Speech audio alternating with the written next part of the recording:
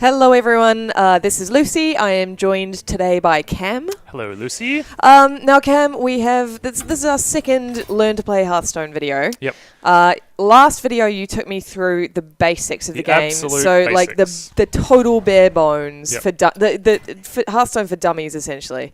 Well actually this whole series is Hearthstone for dummies, but that first one was for particular dummies, particularly dummies. This is like if you can't be bothered doing the tutorials in the game, you just want to see somebody play it and learn to play it, that was it. That was it. So now we're going to get into a little bit more... We've got a few different options now, actually. All right, well, let's hear them. Okay, so option number one is we could play another game as the Mage in practice mode, and you could kind of steer a bit more. Mm-hmm. Option number two is we could try playing a different class. Option number three is we could go and open a couple of card packs, and... because what I've done is I've built just a really, really basic... Actually, I should go back to the card manager, sorry.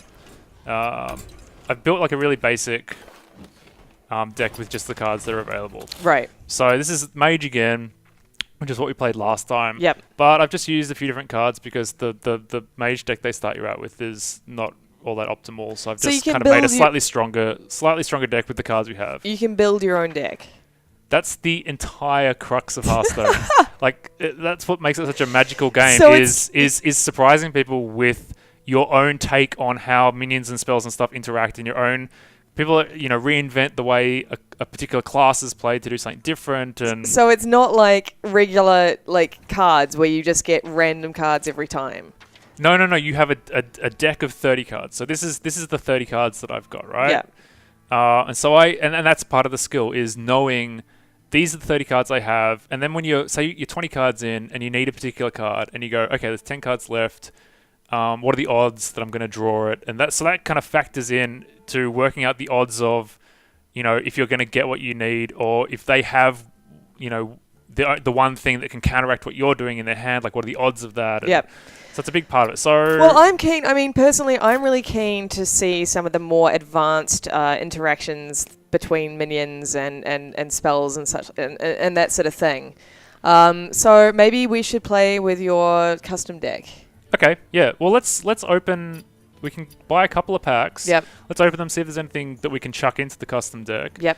And then we'll play that. But when the custom deck is still like a beginner deck. Right. There's still no fancy cards whatsoever. Yep. But what we might do later in this series is hop across to the North American account that I have, where I've got essentially 90% of the cards in the game. Okay. And we can play like a much more high level deck to give you an idea of how you need to think when you're playing against people who are really good and with a whole bunch of really amazing cards. So let's just drag this pack. So I take it that some people just have the best cards that you could possibly get and they're just fairly unbeatable? No. That's not really how it works. Right. So it's all about strategy. I think the thing is, like, when you're starting out in the game, because you can kind of... all right, so what do we got here? We've got So there are... Another thing I should point out is that there are neutral cards, which can be played by all classes. And then there are class-specific cards. And so that's what gives each class its flavor a lot of the time, is the unique cards that only it can play. Right. So Harvest Golem's a really good one to get. That's a really useful minion. So we'll definitely put that in our deck. And this is, this kind of interacts with weapons. Right. So we don't really need to worry about that. Sorry, and we've got 100 gold as well. So we're just going to buy a pack of cards with that. So gold is... So you earn gold by completing kind of daily challenges and by competing in the arena, which is another mode. We'll get into that kind of stuff later. Right. So what I was saying was that having a good set of cards is obviously really important, but when you're starting out, you're playing against other players with a similar kind of level to you. Yep. And so the more you play, the more cards you collect, the better your kind of decks get, the more chances are you're going to play against players of with similar kind of card collections. So the people I play against the players I play against, I generally expect they're going to have exactly what they want to be in their deck. Yep. And I'm kind of at the stage where if I build a deck, because when you're starting out, you see somebody play a deck and you kind of have to go, oh, I don't have that card, so what could I replace it with? Yeah. What would function the same way? But I've kind of been playing for long enough now that I obviously just can pretty much build whatever deck I want, and it's a really fun place to be, but it's taken a long time to get there. Alright, so it's a Hunter, Druid, Silverhand Knight, it's okay. Cone of Cold, that's a Mage card. So that was that. Yeah. So Cone of Cold is a spell that does 1 damage to 3 minions and freezes them. Yep. So you didn't really get a sense for it with our Mage experience so far, but Mage is very much about like there's a style of Mage play that's called Freeze Mage, where you're basically kind of shutting your opponent down, freezing their minions, not letting them do anything. It's a very particular way to play the game. Right. So yeah, so in this deck I've added in like Frost Bolts, and so Cone of Cold I guess is an option, but let's get the Harvest Golem in there because that's a good 3-drop. So yeah, so you can have 2 of any card in your deck apart from legendary cards, where you can only have 1. Okay. And they're the rarest cards, and they're also typically the cards with the most profound kind of abilities. Right. So that's why it's only one per deck. One thing that I found really interesting that you mentioned in our last video is that Hearthstone is a game which is less about stats and more about the abilities that card carries. Oh no, it's about both. But I mean that's what gives it its sort of distinct flavor, right? Like it's less about kind of the raw numbers and more about the way that you can manipulate certain abilities. Yeah, like the way to think about it is that there are certain cards that just offer really good vanilla value, right? Mm-hmm. So a card like Chillwind Yeti costs 4 mana to cast, and it's got 4 attack and 5 health. That's a really solid body on the board, but it doesn't do anything in addition to that. Whereas for 4 mana is a Sen'jin Shieldmaster, which has 1 less attack point, same health, but it has Taunt. So by getting Taunt, you lose 1 attack. Yep. And so there are cards where they have, their kind of health and attack out of whack to how much they cost, but they've got an ability that's so powerful that it kind of counterbalances. So it's all about weighing up like whether it's kind of worth it to include those cards or not. Okay, so that's one of the key kind of factors to think about when building a deck. Yeah. Hey, should we just play against somebody online? I don't know. Like we might just be taking ages. What do you think? Yeah, sure. Let's do it. Okay, so we'll take our basic deck online. Yep. And we'll start at rank 25, and let's just see what happens. This could be really embarrassing. Yeah, because but who knows? Hey, who knows that's who we're what. That's good against. TV, my friend. That is good TV. So maybe I should have run you through some of the stuff that was different in this Mage deck as compared to the one we played before. That's okay. But I think we'll just kind of roll with it. Yep. So what I've tried to do is, as I said, we don't have many cards to play with, but I've just tried to kind of fill out the mana curve so that at each stage of the game, we can try and have a creature that costs the appropriate amount of mana. So that's essentially when you're building a deck, you want something that fills in the 1 mana slot, the 2, and in Hearthstone it's called like 1-drop, 2-drop, 3-drop, that kind of idea. Yep. So you basically want to curve out, which means you want to try and use all your mana each turn, because ultimately that's going to give you an advantage. So if you float mana, that can kind of put you on the back foot. Okay. All right, we're playing against another Mage. Who just quit. So long, Kraz. Oh, you automatically win when they quit? Yep. And so we just got another card pack for playing a game online. Okay. And then we get a new quest. So by the way, 100 gold can buy you a card pack. Right. So let's just hop straight back in. So I'm curious. So Cam, you've built right now, and again, you've probably run through this, and I've just totally have sort of failed to understand. But you have built a deck now that you're going to take online. Yep. A deck of 30? Of 30 cards. That you're going to take online, that you've basically custom built. Except it's, just using the most basic cards in the game. Yep. So it really comes down to whether, if we're playing against another beginner, then we'll have an okay chance. Yeah. If we're playing against somebody who somehow is at level 25, which is the lowest level, and has, I guess we'll have to see. So this is the mulligan stage. Yep. And what this means is we've got 4 cards. We're going second, by the way, which is why we've got 4 cards. And these have been drawn randomly from the deck, and we can choose whether to keep them or not. Now, these are all 4 to 6 mana cards, and that means we've got no early game.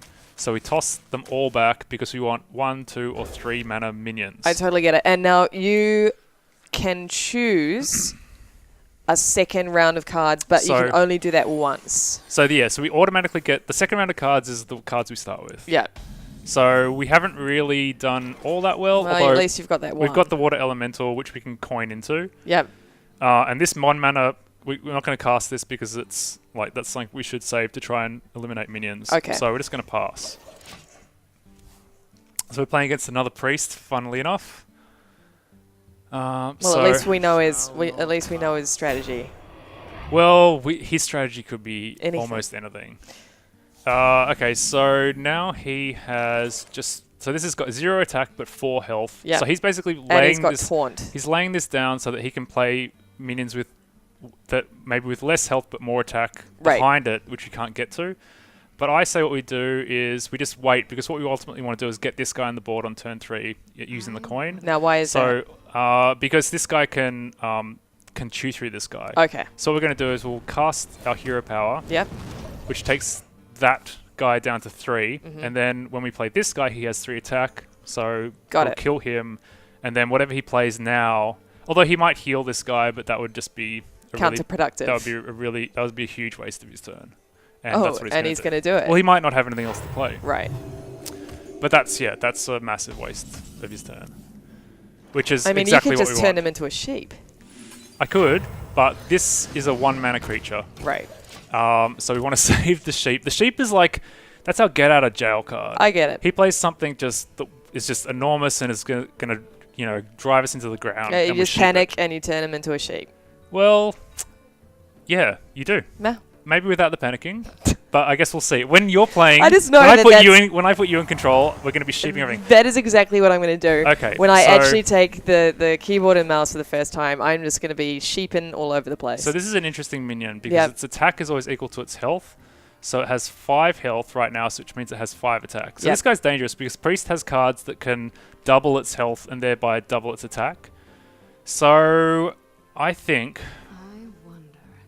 And also, if we do a little bit of damage to it, say we threw this Frostbolt at it and did 3 damage, and that would take it down to be a 2/2, he could then heal it back up to a 4/4.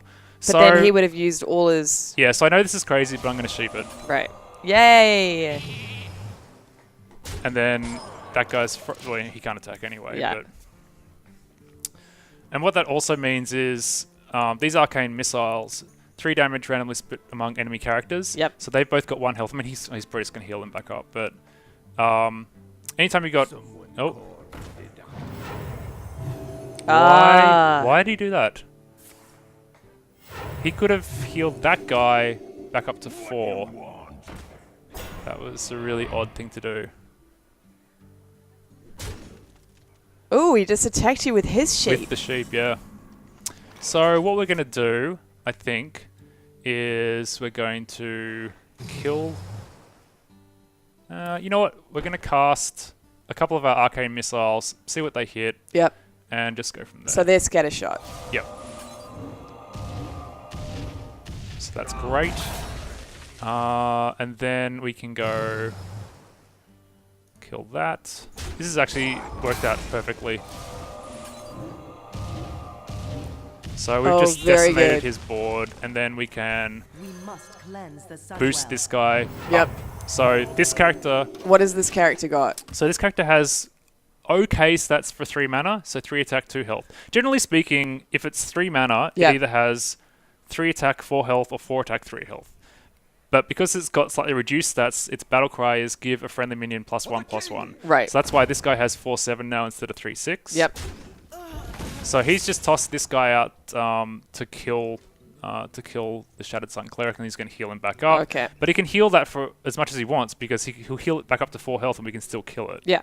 So this is the thing. It's all about going like, okay, what can I play that's gonna kill his stuff in one go? So he didn't even bother healing. He healed himself because he knows we're just gonna kill it. Yep. So our options here, I reckon we should draw a couple of cards. Yep. And see what we get. Okay, Fireball is good for later on. Wish we had one more mana so we could play that, but we don't. So... I mean, do you want to get rid of that little minion and just, like, go to town on the hero? I think what we want to do is we want to Frostbolt the minion, hit him in the face, and just keep our minion without taking any damage. Yep. So let's just do that.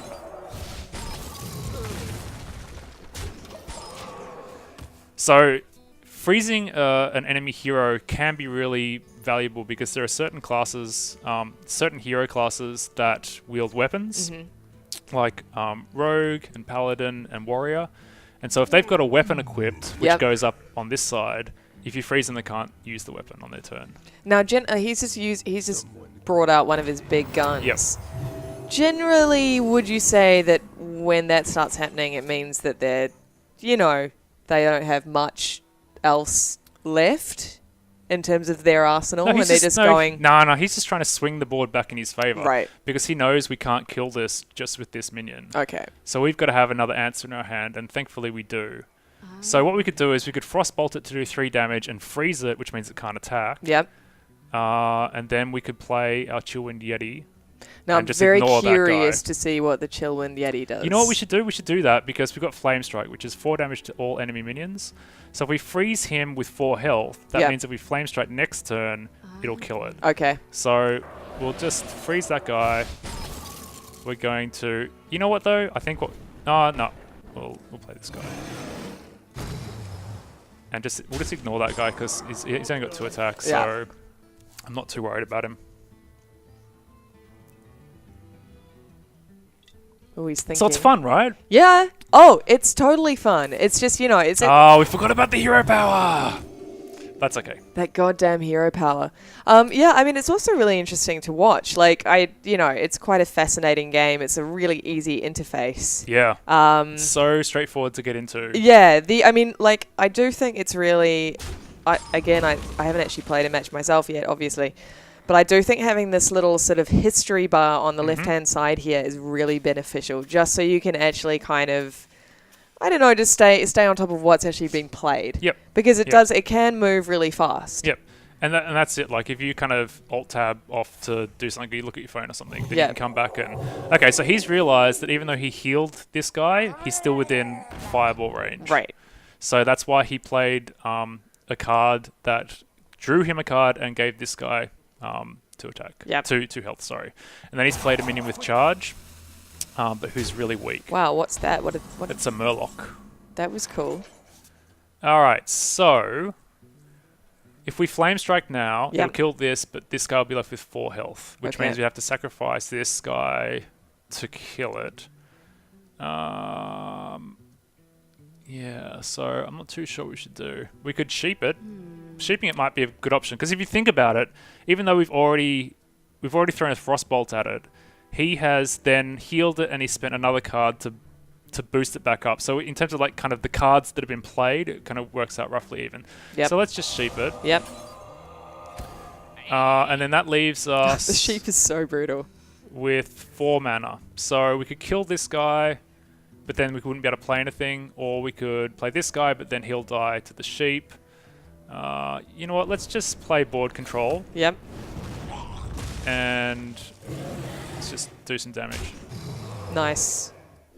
So we didn't use a couple of mana on that turn, but that's okay. You don't always have to use all your mana. It's just a good rule of thumb to try and work out what the most mana efficient play is. And I presume, I suppose one of the good things about really whittling down the priest is that his heal power soon becomes kind of that's right redundant, right? The heal power it is actually quite a powerful ability, but yeah, once you have like a bunch of stuff on the board, you just start snowballing, and so healing for 2 at a time is not going to help him. Yeah, but I mean, that competes with our minions, so. So he did that because that way, if we want to freeze this guy, this guy dies. Okay. Alright. You know what we might do? We might... think what we're going to do is we're going to play this guy. And then we're going to play this guy. And then we're going to use our hero power. Yep. And we're going to trade with this guy. And then we're going to hit him in the face. So now we're building up a big board. Yep. So he might have a spell called Holy Nova. Yep. Which does 2 damage to all our minions and heals his minions and himself for 2. But if he casts that, like he'll kill this and he'll kill this, but damaging this guy will boost his attack, won't kill this. Then he'd have 5 mana to play with. But I mean, by the looks of things, he doesn't have those kind of cards. Right. Not that it's an advanced card or anything, but you know, he's a starter as well. Yep. So here's where we can do something kind of a little fancy. Although, when we can just kill that with Flame Strike. We can kill it with Fireball. Oh, this is going to be awesome, Lucy. All right. Although, hang on, let's count up how much damage we've got, right? Yep. We've got 4, 8. We can boost this guy up to 5, so that's 13, 16. So we can kill him. So watch this. I love this little trick. Okay. You can use your hero power to attack your own minion. Yeah. So you damage him and boost his attack up to 5.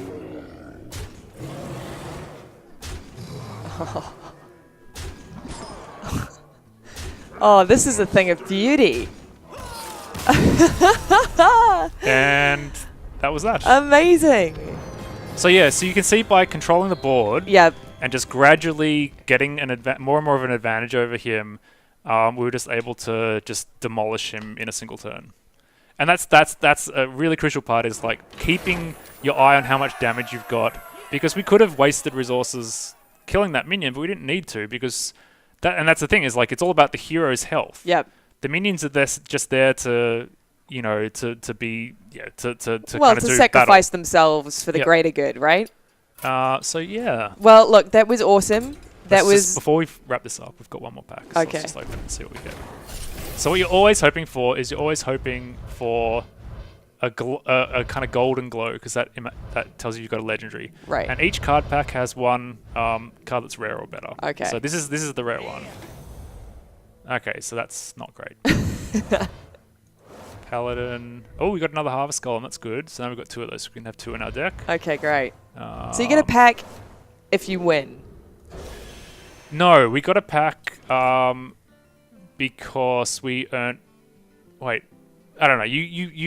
They set you missions, like there are these quests, daily quests, right? So right now we've got a quest: play 3 games in play mode. So we've played 1. So once we've done 3, we get 100 gold, which we can then spend. We got the pack for, I think, just playing a game in play mode. Right. Yep. Cool. Well, again, thank you so much. I'm really looking forward to learning more about Hearthstone, because Excellent. the more I mean, you know, clearly it's quite an addictive game, but I got to say, the more I sort of watch it, the more I want to play. Yeah. I can, you know, I'm sort of starting to understand its depth. So yeah, and it just has a learning curve that just goes on and on and on, because you got 9 classes to learn. They all play really differently, and there are different ways to play within each class. Yep. And then it's all kind of dependent on your card collection as well. So it's a super, super deep game. Well, I'm looking Deceptively forward deep. to learning more, Cam Shay. Cool. And yeah, everyone, check out our next video where we will explore some more Some more classes, perhaps. Some more classes. Yeah. Awesome. Cool. Bye. Bye.